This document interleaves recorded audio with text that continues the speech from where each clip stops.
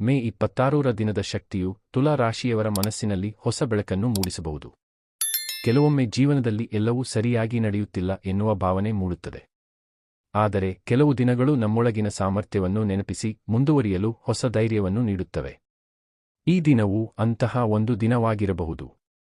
ನೀವು ಇತ್ತೀಚಿನ ದಿನಗಳಲ್ಲಿ ಅನುಭವಿಸಿದ ಸವಾಲುಗಳು ನಿಮ್ಮನ್ನು ದುರ್ಬಲಗೊಳಿಸುವ ಬದಲು ಇನ್ನಷ್ಟು ಬಲಿಷ್ಠರನ್ನಾಗಿ ಮಾಡಿವೆ ಎಂಬ ಅರಿವು ಮೂಡಬಹುದು. ನಿಮ್ಮ ಅನುಭವಗಳು ಈಗ ನಿಮ್ಮ ಯಶಸ್ಸಿಗೆ ಆಧಾರವಾಗುವ ಸಾಧ್ಯತೆ ಇದೆ. ನಿಮ್ಮ ವ್ಯಕ್ತಿತ್ವದಲ್ಲಿ ಇರುವ ಆಕರ್ಷಕ ಗುಣಗಳು ಈ ದಿನ ಹೆಚ್ಚು ಗಮನ ಸೆಳೆಯಬಹುದು. ನೀವು ಮಾತನಾಡುವ ರೀತಿ, ಜನರೊಂದಿಗೆ ಬೆರೆಯುವ ಶೈಲಿ ಮತ್ತು ಸಮಸ್ಯೆಗಳನ್ನು ಶಾಂತವಾಗಿ ಪರಿಹರಿಸುವ ಸಾಮರ್ಥ್ಯ ಇತರರನ್ನು ಪ್ರಭಾವಿಸಬಹುದು. ಇದರಿಂದಾಗಿ ನಿಮ್ಮ ಸುತ್ತಮುತ್ತಲಿನವರು ನಿಮ್ಮ ಸಲಹೆಯನ್ನು ಕೇಳಲು ಮುಂದಾಗಬಹುದು. ಅನೇಕ ಸಂದರ್ಭಗಳಲ್ಲಿ ನಿಮ್ಮ ಮಾತುಗಳು ಇತರರಿಗೆ ಮಾರ್ಗದರ್ಶನವಾಗುವ ಸಾಧ್ಯತೆ ಇದೆ. ಸಮಾಜದಲ್ಲಿ ಗೌರವ ಗಳಿಸುವುದು ಸುಲಭದ ಕೆಲಸವಲ್ಲ, ಆದರೆ ತುಲಾ ರಾಶಿಯವರು ತಮ್ಮ ಸಮತೋಲನದ ಮನೋಭಾವದಿಂದ ಅದನ್ನು ಸಾಧಿಸುವ ಗುಣವನ್ನು ಹೊಂದಿರುತ್ತಾರೆ. ವ್ಯಾಪಾರ ಕ್ಷೇತ್ರದಲ್ಲಿ ತೊಡಗಿರುವವರಿಗೆ ಈ ದಿನ ಹೊಸ ಅವಕಾಶಗಳ ಬಾಗಿಲು ತೆರೆಯಬಹುದು. ನೀವು ಕೈಗೊಂಡಿರುವ ಯೋಜನೆಗಳಲ್ಲಿ ಉತ್ತಮ ಬೆಳವಣಿಗೆ ಕಾಣಬಹುದು. ಗ್ರಾಹಕರ ವಿಶ್ವಾಸ ಹೆಚ್ಚಾಗಬಹುದು. ನಿಮ್ಮ ಪರಿಶ್ರಮ ಮತ್ತು ಪ್ರಾಮಾಣಿಕತೆಯ ಫಲವಾಗಿ ವ್ಯಾಪಾರದ ಹೆಸರು ಮತ್ತು ಖ್ಯಾತಿ ಹೆಚ್ಚಾಗುವ ಸಾಧ್ಯತೆ ಇದೆ. ಕೆಲವರಿಗೆ ಹೊಸ ಪಾಲುದಾರಿಕೆ ಅಥವಾ ಹೊಸ ವ್ಯವಹಾರ ಸಂಬಂಧಗಳು ರೂಪುಗೊಳ್ಳಬಹುದು. ಇವು ಭವಿಷ್ಯದಲ್ಲಿ ಲಾಭದಾಯಕವಾಗುವ ಸಾಧ್ಯತೆ ಹೆಚ್ಚಾಗಿದೆ. ಹಣಕಾಸಿನ ವಿಚಾರದಲ್ಲಿ ನೀವು ಹೆಚ್ಚು ಜಾಗರೂಕರಾಗಿದ್ದರೆ ಉತ್ತಮ ಫಲಗಳನ್ನು ಪಡೆಯಬಹುದು. ಆದಾಯದ ಜೊತೆಗೆ ಉಳಿತಾಯಕ್ಕೂ ಮಹತ್ವ ನೀಡುವ ಮನೋಭಾವ ಮೂಡಬಹುದು. ನೀವು ಮಾಡಿದ ಹಿಂದಿನ ಹಣಕಾಸಿನ ಯೋಜನೆಗಳು ಈಗ ಉತ್ತಮ ಫಲ ನೀಡುವ ಸಾಧ್ಯತೆ ಇದೆ. ಆರ್ಥಿಕ ಸ್ಥಿರತೆ ಹೆಚ್ಚಾದಂತೆ ಮನಸ್ಸಿನ ನೆಮ್ಮದಿಯೂ ಹೆಚ್ಚಾಗುತ್ತದೆ. ಹಣದ ಬಗ್ಗೆ ಇದ್ದ ಅನಿಶ್ಚಿತತೆ ಕಡಿಮೆಯಾಗುವುದರಿಂದ ಭವಿಷ್ಯದ ಯೋಜನೆಗಳನ್ನು ಹೆಚ್ಚು ಆತ್ಮವಿಶ್ವಾಸದಿಂದ ರೂಪಿಸಬಹುದು. ಕುಟುಂಬದ ವಾತಾವರಣದಲ್ಲಿ ಪ್ರೀತಿ ಮತ್ತು ಒಗ್ಗಟ್ಟು ಹೆಚ್ಚಾಗಬಹುದು. ಹಿರಿಯರ ಆಶೀರ್ವಾದ ನಿಮ್ಮ ಜೀವನದಲ್ಲಿ ಸಕಾರಾತ್ಮಕ ಪರಿಣಾಮವನ್ನು ಉಂಟುಮಾಡಬಹುದು. ಕುಟುಂಬ ಸದಸ್ಯರೊಂದಿಗೆ ನಡೆದ ಸಂಭಾಷಣೆಗಳು ನಿಮ್ಮ ಮನಸ್ಸಿಗೆ ಸಂತೋಷ ನೀಡಬಹುದು. ಮನೆಯಲ್ಲಿರುವವರ ಸಹಕಾರದಿಂದ ಅನೇಕ ಕೆಲಸಗಳು ಸುಲಭವಾಗಿ ಪೂರ್ಣಗೊಳ್ಳುವ ಸಾಧ್ಯತೆ ಇದೆ. ಕೆಲವು ಕುಟುಂಬಗಳಲ್ಲಿ ಶುಭ ಕಾರ್ಯಗಳ ಕುರಿತು ಚರ್ಚೆಗಳು ನಡೆಯಬಹುದು. ಈ ಸಂದರ್ಭಗಳು ಕುಟುಂಬದ ಸದಸ್ಯರನ್ನು ಇನ್ನಷ್ಟು ಹತ್ತಿರಕ್ಕೆ ತರಬಹುದು. ಸ್ನೇಹ ಸಂಬಂಧಗಳಲ್ಲಿಯೂ ಉತ್ತಮ ಬೆಳವಣಿಗೆಗಳು ಕಾಣಬಹುದು. ಹಳೆಯ ಸ್ನೇಹಿತರನ್ನು ಭೇಟಿಯಾಗುವ ಅವಕಾಶ ದೊರೆಯಬಹುದು. ಅವರೊಂದಿಗೆ ಕಳೆದ ಕ್ಷಣಗಳು ಹಳೆಯ ನೆನಪುಗಳನ್ನು ಮರುಕಳಿಸಿ ಮನಸ್ಸಿಗೆ ಸಂತೋಷವನ್ನು ನೀಡಬಹುದು.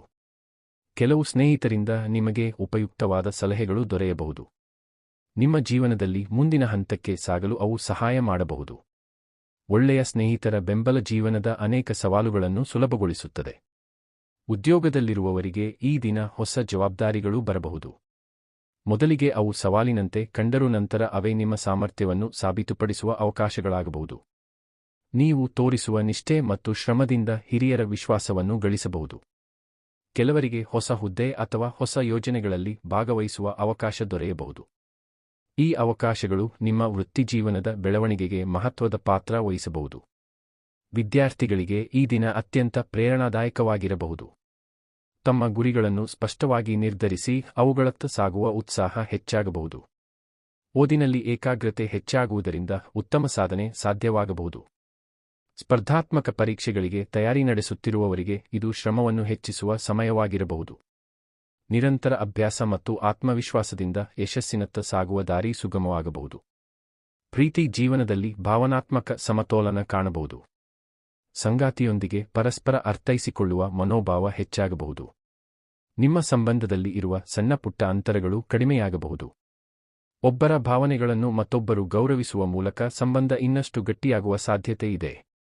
ಅವಿವಾಹಿತರಿಗೆ ಹೊಸ ಪರಿಚಯಗಳು ಭವಿಷ್ಯದಲ್ಲಿ ವಿಶೇಷ ಸ್ಥಾನ ಪಡೆಯುವ ಸಾಧ್ಯತೆ ಇದೆ.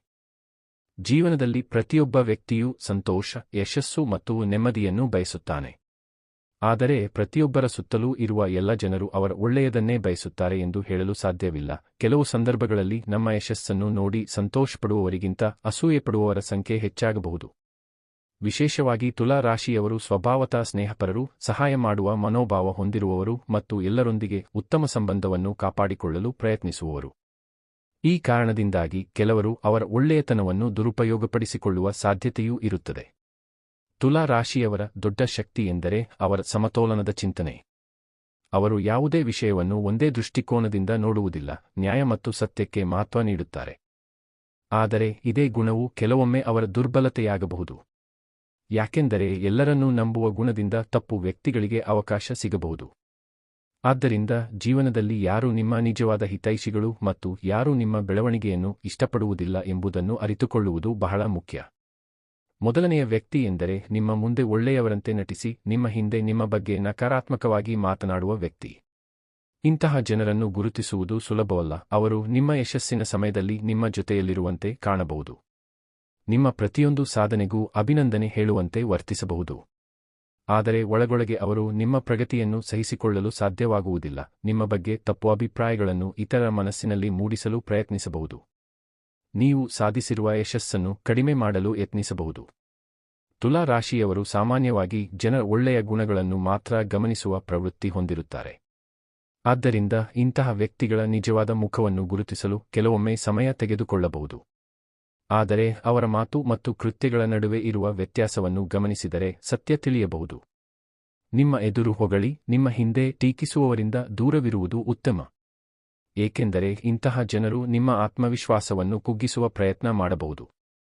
ಎರಡನೆಯ ವ್ಯಕ್ತಿ ಎಂದರೆ ನಿಮ್ಮ ಪ್ರತಿಯೊಂದು ಸಾಧನೆಯನ್ನು ಹೋಲಿಕೆ ಮಾಡುವ ಮತ್ತು ನಿಮ್ಮನ್ನು ನಿರಂತರವಾಗಿ ಕಡಿಮೆ ಮಾಡಲು ಪ್ರಯತ್ನಿಸುವ ವ್ಯಕ್ತಿ. ನೀವು ಒಂದು ಗುರಿ ಸಾಧಿಸಿದಾಗ ಅಭಿನಂದಿಸುವ ಬದಲು ಇದು ದೊಡ್ಡ ವಿಷಯವಲ್ಲ ಎಂದು ಹೇಳುವವರು ಇರುತ್ತಾರೆ. ನೀವು ಎಷ್ಟೇ ಪ್ರಯತ್ನಿಸಿದರೂ ಅದರಲ್ಲಿ ತಪ್ಪು ಹುಡುಕುವವರು ಇರುತ್ತಾರೆ. ಇಂತಹ ಜನರು ನಿಮ್ಮ ಜೀವನದಲ್ಲಿ ನಕಾರಾತ್ಮಕ ಶಕ್ತಿಯನ್ನು ಹೆಚ್ಚಿಸುತ್ತಾರೆ. ತುಲಾ ರಾಶಿಯವರು ಸಾಮರಸ್ಯವನ್ನು ಇಷ್ಟಪಡುವುದರಿಂದ ಇಂತಹ ವರ್ತನೆಯನ್ನು ಬಹಳ ದಿನಗಳವರೆಗೆ ಸಹಿಸಿಕೊಳ್ಳಬಹುದು. ಆದರೆ ನಿರಂತರವಾಗಿ ನಿಮ್ಮನ್ನು ಕಡಿಮೆ ಮಾಡುವ ಜನರೊಂದಿಗೆ ಹೆಚ್ಚು ಸಮಯ ಕಳೆಯುವುದರಿಂದ ನಿಮ್ಮ ಆತ್ಮವಿಶ್ವಾಸದ ಮೇಲೆ ಪರಿಣಾಮ ಬೀಳಬಹುದು. ನಿಮ್ಮ ಯಶಸ್ಸನ್ನು ಸಂಭ್ರಮಿಸುವ ಮತ್ತು ನಿಮ್ಮ ಬೆಳವಣಿಗೆಯನ್ನು ಪ್ರೋತ್ಸಾಹಿಸುವ ಜನರೊಂದಿಗೆ ಇರಲು ಪ್ರಯತ್ನಿಸುವುದು ಉತ್ತಮ.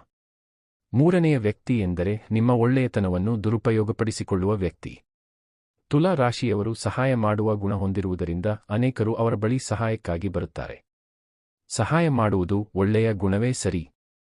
ಆದರೆ ಕೆಲವರು ಅದನ್ನು ಅಭ್ಯಾಸವನ್ನಾಗಿ ಮಾಡಿಕೊಂಡು ನಿಮ್ಮ ಸಮಯ, ಶಕ್ತಿ ಮತ್ತು ಸಂಪನ್ಮೂಲಗಳನ್ನು ಬಳಸಿಕೊಳ್ಳಲು ಪ್ರಯತ್ನಿಸಬಹುದು. ಅವರು ನಿಮಗೆ ಅಗತ್ಯವಿದ್ದಾಗ ಮಾತ್ರ ಸಂಪರ್ಕಿಸಬಹುದು. ನಿಮ್ಮ ಅಗತ್ಯದ ಸಮಯದಲ್ಲಿ ಮಾತ್ರ ಕಾಣೆಯಾಗಬಹುದು. ಇಂತಹ ಸಂಬಂಧಗಳು ಆರಂಭದಲ್ಲಿ ಸಾಮಾನ್ಯವಾಗಿ ಕಾಣಬಹುದು. ಆದರೆ ಕಾಲಕ್ರಮೇಣ ಅವು ನಿಮ್ಮ ಮನಸ್ಸಿನ ನೆಮ್ಮದಿಯನ್ನು ಕದಿಯಬಹುದು. ನೀವು ಎಷ್ಟು ಕೊಟ್ಟರೂ ಅವರಿಗೆ ಅದು ಸಾಕಾಗುವುದಿಲ್ಲ. ಅವರು ನಿಮ್ಮ ಸಹಾಯವನ್ನು ಹಕ್ಕಿನಂತೆ ಪರಿಗಣಿಸಬಹುದು. ತುಲಾ ರಾಶಿಯವರು ಇಂತಹ ಸಂದರ್ಭಗಳಲ್ಲಿ ಗಡಿಗಳನ್ನು ನಿಗದಿಪಡಿಸುವುದನ್ನು ಕಲಿಯಬೇಕು. ಪ್ರತಿಯೊಬ್ಬರಿಗೂ ಸಹಾಯ ಮಾಡುವುದು ಸಾಧ್ಯವಿಲ್ಲ ಎಂಬ ಸತ್ಯವನ್ನು ಒಪ್ಪಿಕೊಳ್ಳಬೇಕು.